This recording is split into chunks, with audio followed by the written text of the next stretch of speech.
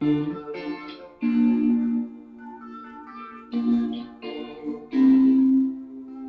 plan path.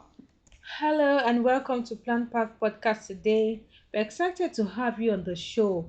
This is your choice hub for book reviews and crucial conversations in education.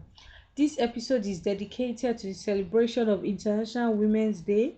International Women's Day, IWD, is a global holiday celebrated annually on March 8th to commemorate the cultural, political, and socio-economic achievements of women. So this 2022 theme is called Gender Equality Today for a Sustainable Tomorrow. So we are breaking barriers and shattering ceilings in order to have a sustainable tomorrow. And in the spirit of doing this, Plant Park Podcast is bringing you this episode of the show. It's a book review of a book by Lois Frankel. The book is called Nice Girls Don't Get the Corner Office. Mistakes that women make that impede their growth in the corporate space. Okay, so let me say a few things about the book. The book was originally written as 101 mistakes that women make in the office you grab. But then there was a book review that was now done in 2020 2021, right? So the book review was done, and then the book review was now saying that what now had the heading of nice girls still don't get the corner office. So that means that these principles have been founded, tried and tested, and even after years, they are still basically the same underlying principles. But these are mistakes, unconscious mistakes that women make that sabotage their careers. Okay, so I would like to say like two things before we jump right into the review. First off is that you have a lot of wisdom that you're going to be learning on this episode. So advice that you share with every woman you love, share with every man, to share with every woman, share with everybody. This episode that you have to listen to over and over again, and don't complicate it for yourself. Like take it piecemeal. Whenever you listen to it, like pick action point. The magic is actually in the doing. We always say this on the podcast. So pick an action point, work on it, and come back again, pick another one. You understand how it works like that. Make sure you're just over and over again, you have something you're working on, and you are not sabotaging yourself, your career, and so you're not making these mistakes unconsciously. And obviously you're not going to make a mistake consciously. These mistakes are usually unconsciously. Okay, so the second thing would also say is that you are not stupid for the ways that you acted. You understand, you're only acting in consistent with the things you've known, your socialization, your your like different things that you have known before. Like for example, they'll say girls don't do masculine things, girls should be smiling and not be heard, girls don't do office politics, they don't do fend for themselves, you don't need so much money, a woman, what are you using it for? All those kind of stuff, they kind of indirectly go into our minds as women, and then we don't even know when we're unconsciously making these mistakes or making decisions from those point of views. You understand? So we need to be aware of these things. So there's one thing that Louis P. Frankel kept on saying in the book, and it's the fact that results don't come more, you understand, for when you become the results you really want to see on your career. It doesn't come from behaving like a man, it doesn't come from behaving like a girl, it comes from behaving like a woman, like a very matured woman. That's when you get results. So let's just jump right into the work, you understand. um People would, and then okay, so people would obviously resist you as you try to do these things. They will probably call you names and stuff, but don't mind them. Usually people that are complaining when you're trying to grow and improve on yourself are people that have benefited over time from your ignorance and from these sabotaging mistakes. So maybe for example there's been someone that's been enjoying the benefits of these mistakes that you're making. Of course you're not going to be happy when you finally wise up and you're doing the correct things you're supposed to be doing. So never mind, you understand. Your rap will say it's ariwoja, it's unnecessary noise, you understand. Just focus on the things you're supposed to be doing. Okay, so there's a self-assessment. at the beginning. I took it, and I feel that every lady should take this self assessment. Try get the book and take the assessment in the like he's on the like the first few pages of the book.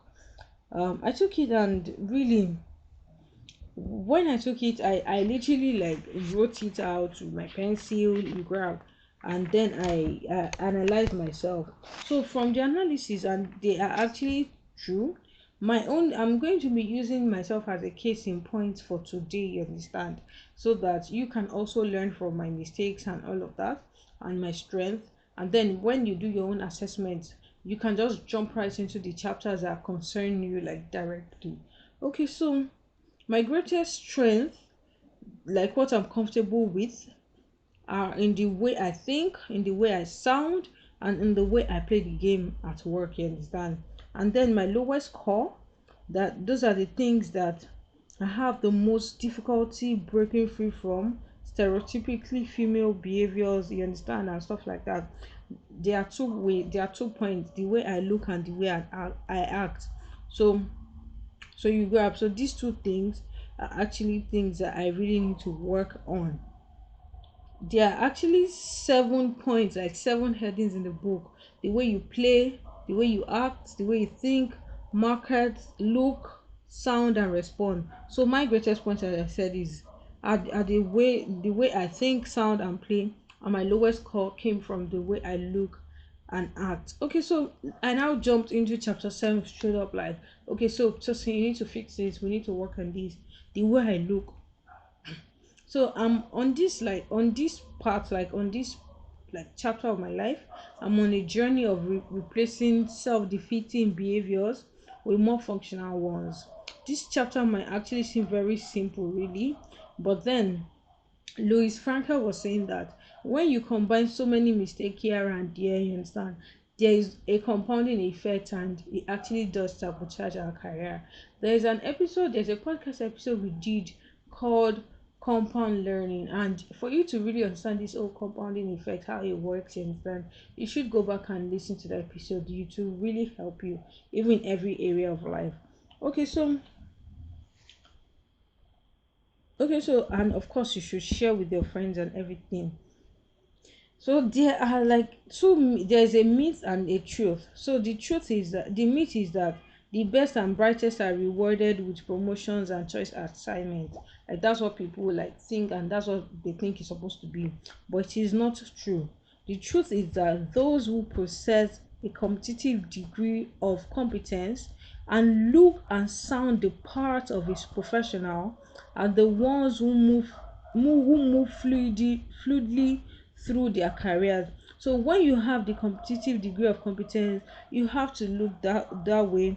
You have to sound the part of a professional, and then that way you'll be able to move fluidly, like quickly, easily through your career. Competence gets you in the door, really. It is expected that you're actually competent, but competence alone won't move you forward. So all of these things, you understand, come from the way you understand, you combine these things, not only just competence. These things we're going to be talking about in the book. Okay, so Frankel was also saying that our credibility comes from 55% of how we look. So before people even get to know what you have to say, people have to like see what you look like. What you look is the most obvious, you understand. And for me, that is very important. Like, just in, if I'm going to be graded on 55% on how I look, I think this is an aspect that I really need to pay attention to. Then we also have 33% from how we sound, and 7% from what we say. So what we say even doesn't matter as much as how we look, you understand, and how we sound. So let's jump to mistake 73: smiling inappropriately. Oh my god, this one. Hmm. Smiling inappropriately. So it is said that men don't smile. Like when men don't smile, they are taken more seriously. And then when women don't smile, people will now be asking you what's wrong with you. I don't understand. Like why, like that's so stereotypical. A guy is not smiling, he's taken as a normal thing, he's supposed to man or be a boss. quote and unquote. And me as a woman, when I'm not smiling, people will be asking me what's wrong with me. Okay, so and because we are expected to smile as women, we don't even know when we are smiling at the inappropriate smile at like at the inappropriate time, at an inappropriate time and an inappropriate way. So okay, so there are a few tips that Louis Frankel told us here. Watch the smile. Okay, like don't smile too much. Don't like bring out all your teeth. Okay, so there's a way Yoruba parents usually say this, like calm down with the smile. My mom is a photographer, and when we were really young, she started watching and smile. Like if I'm smiling, she'll be like, just stop smiling and smile again, so that the smile does not look fake in the picture. That's what I'm saying. Like it is very important that we watch our smile, watch where we are smiling, and all of that. Okay, so secondly is that we should ensure that there's a congruence between our body language and our message. Like everything doesn't have to come with a smile. Somebody is doing something you don't like in the office, you don't have to smile when you're delivering the message. Like you can actually make a point without being mean and not actually smiling inappropriately. Thirdly is that if we need to rehearse and stand for our smile, please do it in front of the mirror. Like in front of the mirror, just say good morning. Like watch how you're smiling and everything. Then the last thing I would also say is that it's not like you should stop smiling and turn yourself to stone cold though, but you understand, just watch the smile. Okay, let's also go to mistake 74, taking up too little space. Oh my god, this one is very important. The use of space is one of the ways we make a statement about our confidence and sense of entitlement. So like Yoruba people will say stop kawogbera, like Mama Kawogbera. Okay, so it means that you should stop sitting in a shy manner, like in a cramped up way, you understand? So when you're sitting at the office, I'm not saying at your desk, I'm not saying you should put your bag everywhere, but don't also cramp up, like occupy the space, sit properly like you're the owner of the space. It's not like somebody is chasing you away from your seat. Okay, so also you should also note that when you're making presentation, ladies, like a guy is making a presentation and he goes round, you can feel him everywhere in the room. And then ladies making presentation that you even worked out hard to do, sleepless nights, you did research, you're not making the presentation and now just sitting. No, don't do that, please. And when you're making your presentation, don't stand in one place. In fact, if they give you a microphone, if they give you a microphone that will make you stand in one place, ask the person that gave you the microphone to give you a wireless that you can move around freely. Then look at it like the stage that you have, and make use of it properly. Use the full amount of space that you have. Then when you go to meetings, maybe at your office or stuff like that, make sure that you're not sitting at a disadvantageous position. Like you see guys sitting at the edge of the table, and ladies just want to move to the corner seat where they are forced to maybe put their hands to their body and all of that. Like they're not sitting comfortably. Please choose a very nice seat. Don't sit at the far end of the room. You grab a person, sit in a very obvious position, so that when they are even talking about people, they will remember you understand, for stuff at your place of work and all. Okay, so mistake 76 is being over or under animated. Okay, so there's something called carbonation. Carbonation is your degree of animation. That's like how you use your gestures, your facial expressions, the speed of your talking, and other forms of body language. You grab that kind of stuff. So beware, like just pay attention to yourself if you are being over animated or under animated, like being over or under carbonated, you grab. So it's not your job to make everybody happy. Stop going around out of bounds by putting more verbal and non-verbal energy into everything you do. So there are some people that if they are not at work, like nobody will even notice them. Just do their thing, they are good girls, they are nice girls, and that's all there is to them. Under carbonation, not good. Like people will not remember you. Over carbonation is when like you're reading, like we're talking about at the other mistake, like your reading doesn't balance with your gestures, and everything don't balance with what you're saying. You're delivering a sad news and you're still trying to put up a smiling face and stuff like that. It doesn't make any sense. Okay, so mistake 78 is wearing inappropriate makeup. Jehovah Lord Jesus Christ. Okay, so there's something my friend sent to me. I posted something on my WhatsApp status some like days ago. I mean, if it's not even up to weeks now. Okay, I think that was a week ago actually, exactly a week ago. I posted something on my WhatsApp status and my friend responded. So it was a video of a 14-year-old lady talking about the war in Iraq and Ukraine.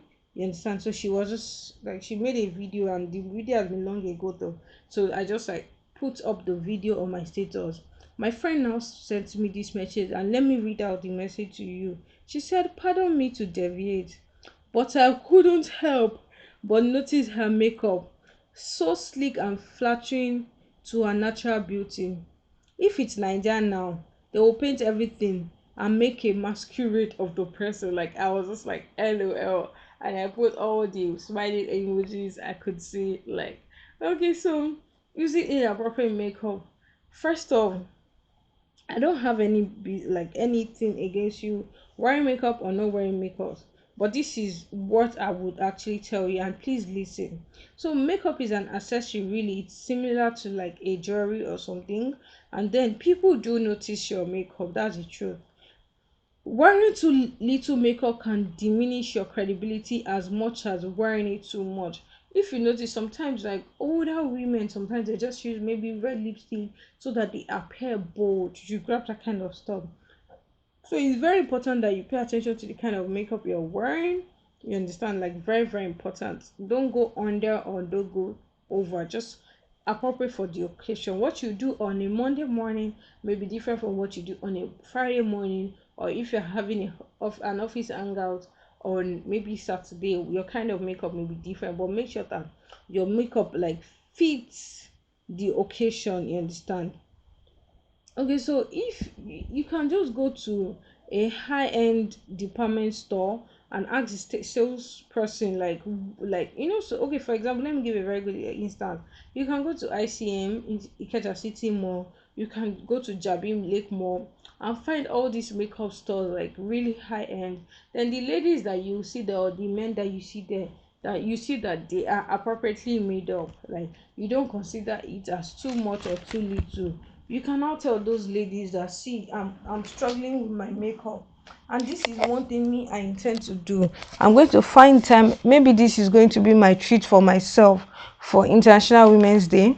I'm just going to pretty much go out, go to a mall, and talk to. And this is what you should do: talk to any of these ladies or men, ladies at the departmental store, a makeup departmental store, where the person looks well, like makeup that suits me, and ask the person for like free consultations, the stuff I can use, and all of that. I may even go with my brushes and the current powder I use, and maybe I could be properly, you understand, like advice and and stuff. And then let's just be nice. This is me adding this to this though. Let's be nice and not just go for free consultation, even if it's face wipes or lipstick. Let at least buy something from them, so it's not like the person wasted their time on you grab. Okay, so also ask your friend or a trusted colleague that wears makeup that complements their feature if they'll be willing to give you feedback on yours. Like, ask for feedback. Feedback never lies, especially from people that love you and will say the truth. So if you're coming from the background of maybe not wearing makeup, you don't have to entirely transit, like 100% just transit into wearing full blown makeup every day. You can just start from the little stuff. Okay, so me, I tend not to wear a lot of makeup. You understand? I tend to wear just do minimal makeup. I remember one time I went for one dinner and I did a full blown makeup. First of all, me self, I couldn't literally recognize myself. And even when I took pictures, people were like just saying, "Is this you? Is this you?" and all of that. So I would encourage and advise that if you are starting with makeup, just do it little by little, gradually, and be consistent with whatever you choose to do. Let me also add that you should pay attention to your beauty routine too. Like, it doesn't make you more or less serious if in life, if you are not doing a makeup routine, a body care, skincare routine, and everything. Okay. Mistake 79. We are remember that we are still talking about chapter 9, that is paying attention to how you look, and we are using myself as a case in point. Wearing the wrong hairstyle. So it has taken me a long time to figure out the kind of hairstyle that work for me and what doesn't work. And I think I'm much better now. So when it comes to hair, like don't be what they call it, don't be thrift when you're when you're spending on your hair. I remember one mistake I used to make was to do cheaper hair. For example, like maybe I saw a style on someone. Okay, maybe I can't entirely blame myself. Maybe I also didn't have all the finance for that. As at then, you understand, I didn't have all of those finance to like money to throw around to do my hair. But then let's just try and like within our capacity to do something nice. Okay, back to what I was saying about myself. I'll now do the makeup. I'll now go and do the hair with a cheaper hairdresser, and it probably now looks awkward on me. And so I'm trying to find out what works for you, your shape of face, your lifestyle. I mean, trust me, like the kind of schedule I have or I had then, and maybe a little bit now. I can't. I literally didn't find it reasonable to do maybe very long weaves and everything. Hit you just finish somebody. So you understand, just find out what works for you. Okay, so if you're a younger person, if you're a younger person, you understand. Um if you're a younger person, you can try wearing short hair, you understand. You can try wearing short hair even if you're older, because short hair looks more professional, that's the truth. And as you age, as you're getting older, try and keep your hair shorter. It naturally makes you look nicer, you understand, and then like up the corporate ladder as well. I've probably not seen Mrs. Dr. Mrs. Ibukwa Woshika. I don't think I've ever seen her wearing one long weaves and everything. I just try and do a mental calculation of like people, women that are successful. They tend to keep their hair shorter, especially in the corporate world, you understand. So depending on your sector too. So um try and like walk around this and see if it works for you. If you also made a hair that is long, maybe you went to one bed with it and everything, when you're going to work, try and roll it up, like put your hair up. I think that also works too. Okay, so don't make sure that whatever hair you're doing complements with your appearance. You understand, then match your style to the vibe of your workplace, no matter what level you are in. Okay, so I will talk about mistake 82 now. That is grooming in public. I mean, literally everybody is guilty of this. Seriously, and he has to stop. Trust me, the first time I read this book, I mean, immediately I saw this, I have been since then I've been making a conscious effort. Since the first time I read this book here, I'm making a conscious effort not to groom in public, not to apply makeup, powder, lip gloss, lipstick, anything, or adjust my makeup in public, which is it's not been like really easy like that, but it's been very productive really. Don't comb your hair and stuff in public, go to the bathroom, and when you even go to the bathroom, please don't spend like a million and 1 years. Stop touching your hair always, stop looking at the mirror. If you even saw something like wrong with your dress or something, you don't have to do it immediately, you understand. You can just go to the bathroom to do it. Let me also chip this in, don't accessorize too much please. um Also, that your reading glasses, make sure that you're not using reading glasses or any type of glasses and wearing that glass stroke. That thing is not a nice thing. It makes you look like it is not just a very nice thing. Please stop that. The author Lois P. Frankel thinks that we should stop it, and I also think so too. Okay, lastly, the last thing I'll say about how you look is avoiding eye contact. So I know that this can be very dicey for us as Nigerians, because maybe, and even as Africans, you understand, generally, because a lot of times A lot of times our culture, our people tell us not to look into people's eyes, you understand, like look away. If you're looking into someone's eyes, like you are disrespectful and all. Okay, what I would like to say is that even if you're not, I'm not encouraging you to stare at people, which is not a good behavior. But one thing you can do is that when that moment you are greeting somebody, look into their eyes and you cannot look away. I know that Oyinbo people, if you're talking to a white person and you're looking away, they feel that you're very dishonest.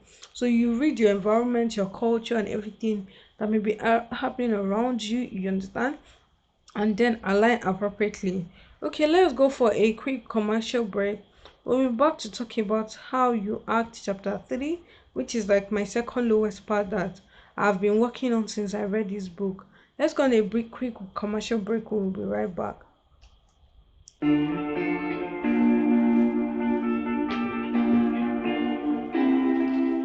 The Plan Path. Hello and welcome back to Plant Path Podcast, your choice hub for book reviews and crucial conversations in education. The show is brought to you by Plant Path Consult, your choice hub for everything education. My name is Oluwatosin Mogbadu Ade, and this episode is dedicated to the celebration of International Women's Day 2022. And it's been an interesting conversation. We're reviewing the book Nice Girls Still Don't Get the Corner Office by Louis P.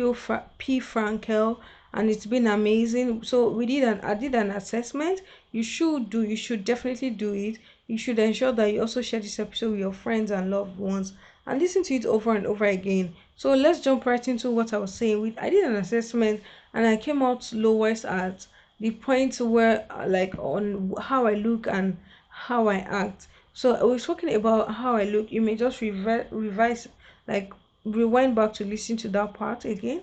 And then we're talking about how I act now, chapter 3. So how we act as ladies. Success in the world of business depends on our ability to know our part and how to play it. Not tell Like, this is not telling you to be shady or anything, but then you really have to understand the nuances of what it means to be a professional. In this chapter, the author, Louis P. Frankel, describes subtle, stereotypical ways in which women behave that contribute to an overall impression of being less competent than we really are as women. And really, I want to really talk about this now. First of all, is that needing to be liked. So likability is a crucial factor for success, really. We said that it's not all about your CV, your competence, and everything. People get promoted, demoted, hired, and fired based on how likable they are. They are. I think one of the things I'm seeing often in my career is the fact that, okay, I was telling someone that I really don't have right now. I don't think I have a comprehensive CV. My CV is as the situation demands, like, and I really need to have a comprehensive CV. And I also realized that a couple of projects that I've worked on and working on and stuff, there are things that I really did not have to. Maybe it's at the end when the decisions have been made. They're like, just let's have your CV or let's have your portfolio just for records purpose and everything. The real decision has been made. Like, I remember I'd worked on a project that I think we had finished working on the project. We had even gotten paid before, like on plan path consult, before we were told to send a few documents and we had to backdate. So really, likability and all of that really come into place. It's not all about a CV. And really, there's a little girl in everybody that wants to be liked. There's a queen in everybody that wants to be honored and worshipped and treated well. And there's a fool in all of us that could behave in a way that is not appropriate. Okay, so we should also note that as much as these things are good, the need to be liked does not need to overshadow like the rational part of us. So we have to understand the difference between being liked and being disrespected. Like, you can be liked by people but not respected, and you can be respected, like people will fear you literally and you're not being liked. So we have to find a way to balance these two, because successful people at work are liked and also respected. So we as we do this, we should also know that it is not, it is an impossibility for everyone to like you. I mean, when I'm not selling ice cream, in fact, the woman selling ice cream is not everybody that buys from him, so it's not everybody that likes him too. So as much as yes, it's good for people to like you, it's not everybody that will like you. That's why there's always product differentiation. It's not everybody that will listen to you. Like, if there's a quote that people say in Nigeria, that even if you are selling long life and prosperity, some people will not buy, some people will not sell. But some people will not buy from you. So ask yourself why you think you need to be liked, you understand?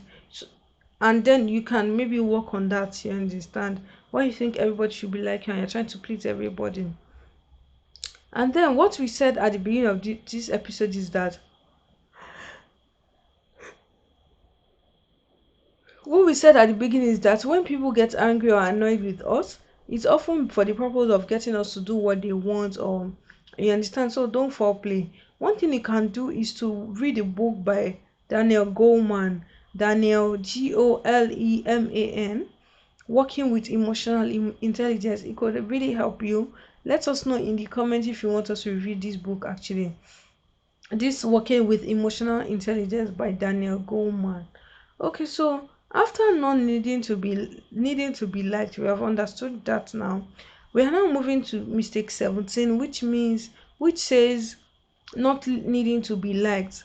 Okay, so there are like two opposite ends of a spectrum, of the likeness spectrum, needing to be liked and not needing to be liked.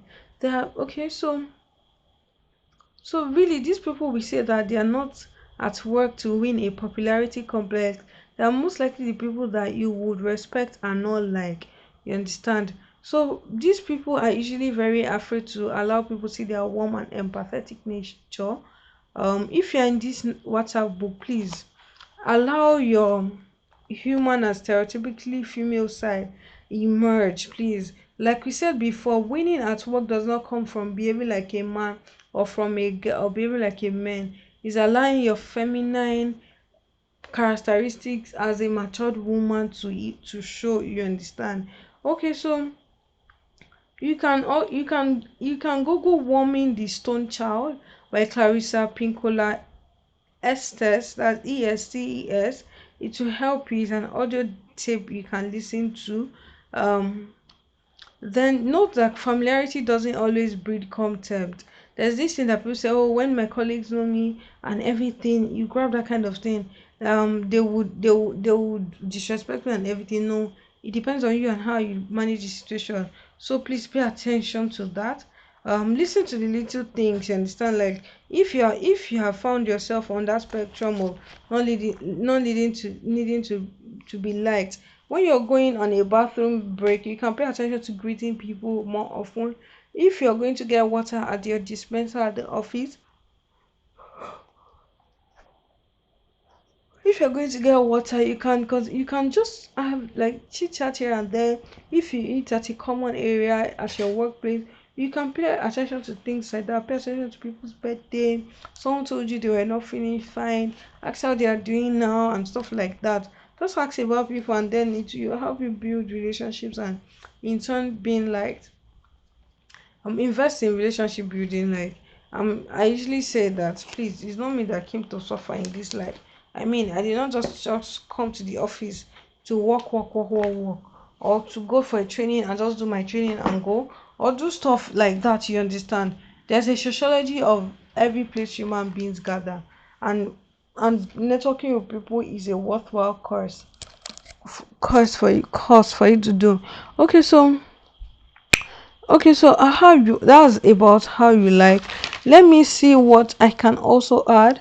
Okay, so another thing is sharing too much personal information. This one, we need to be very careful, because sharing personal information is not in of itself a mistake. It's sharing too much that will bite you in the long run. Like, it will literally bite you a lot. I don't even want to start talking about this. Okay, so be selective about the personal information you share and with whom you share. You cannot be sharing with your office gossip. You cannot be sharing with someone that that has a beef with you. So please, if try to be the best of friends with others at work, but don't expect people to be best friends with these. It's very important to like and sound like differentiate between that. Okay, so at least until when people have proven otherwise, keep that role, like keep that role. So I worked at a place in 20, I think that was 2017 until day 2022. We are like still at least two people from that organization. We literally talk at least once in 2 weeks. We will talk like real good conversations and all. We are very still close in our space. So it's good to, it's very possible to make lifelong friendships at work, but then you have to give it time and be very sure you understand. So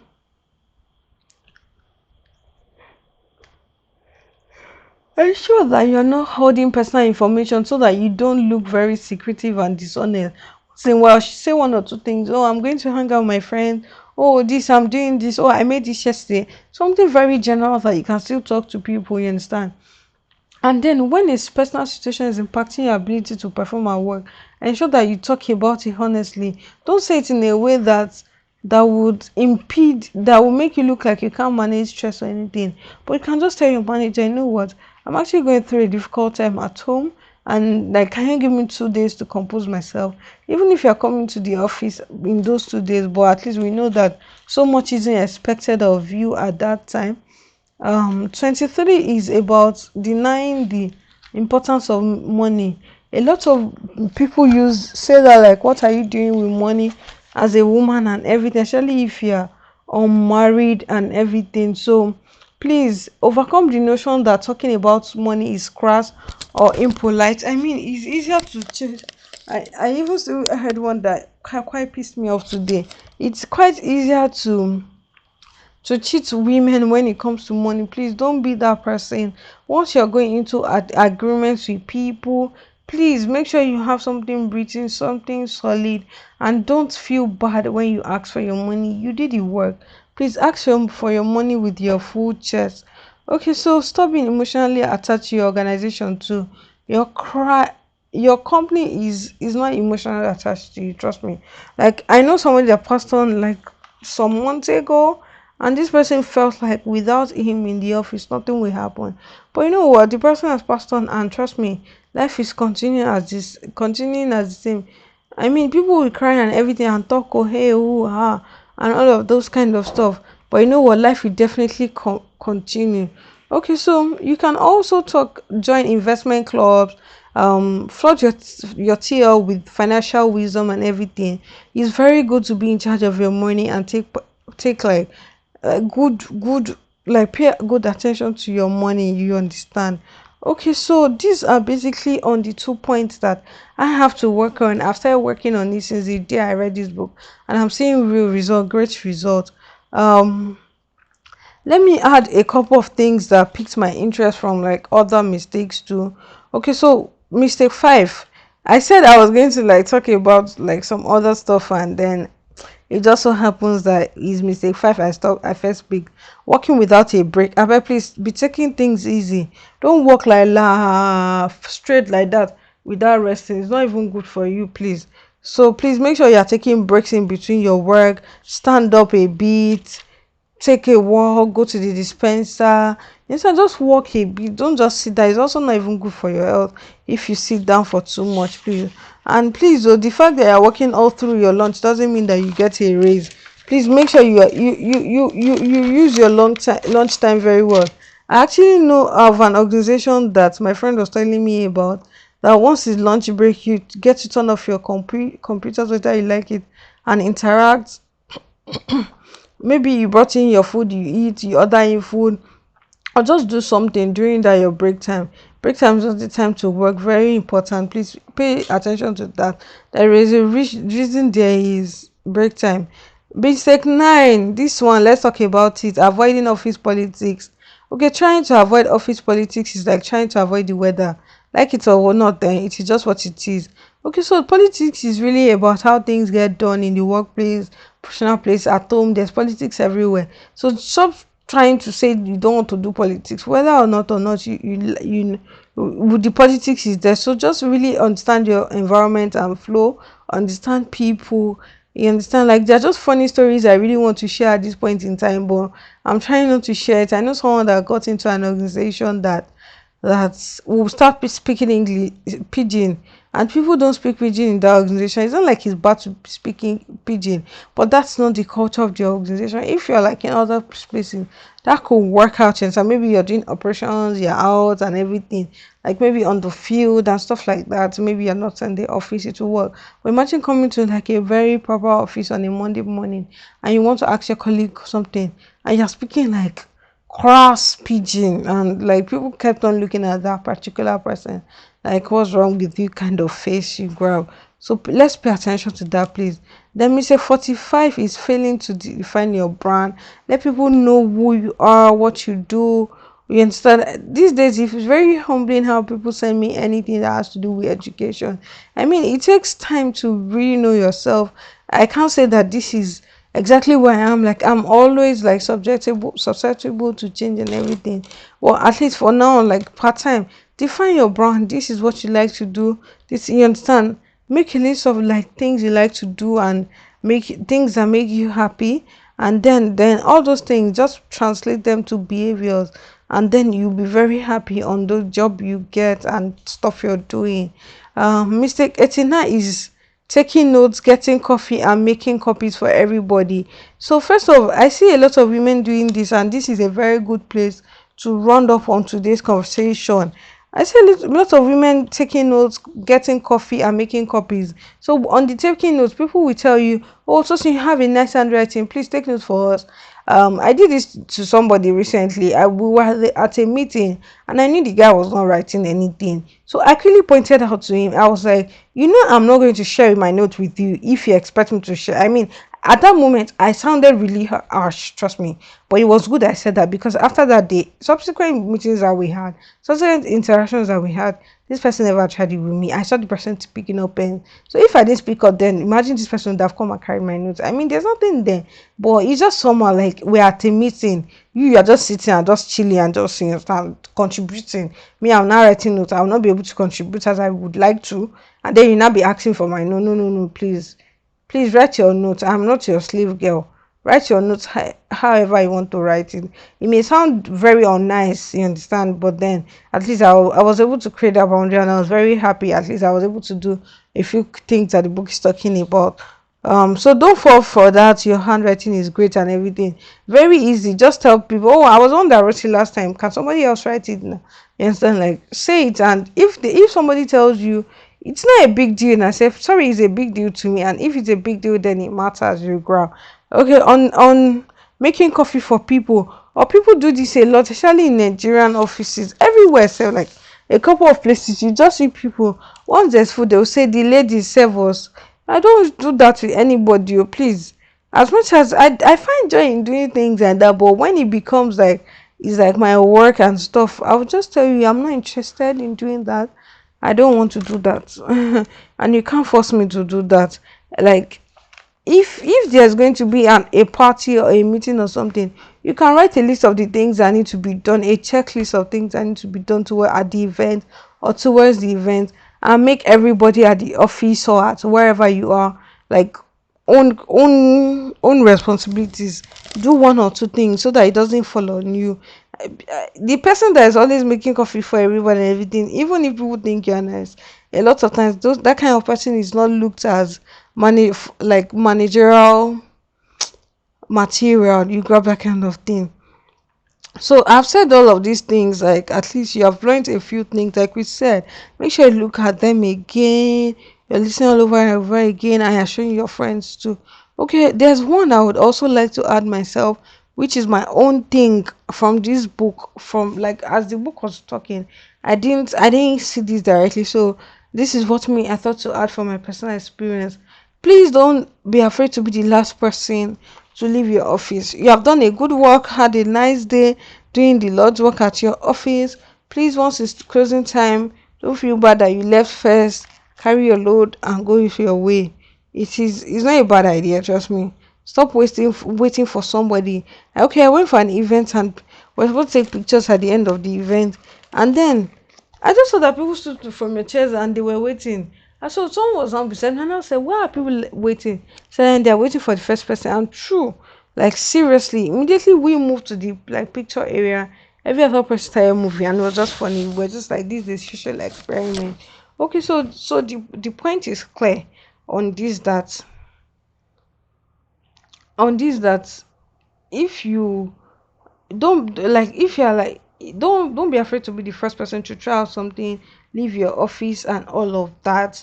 Ah, it was nice to do this episode, trust me, like it is very insightful, it is practical to you, to me, and I'm very excited that I got to read this book at this time. It's a very good book for anybody, any woman, and you should share this episode with everybody actually. Thank you for listening, thank you so much. Appreciate you, love you. Cheers. Like, thank you. Have a very nice day.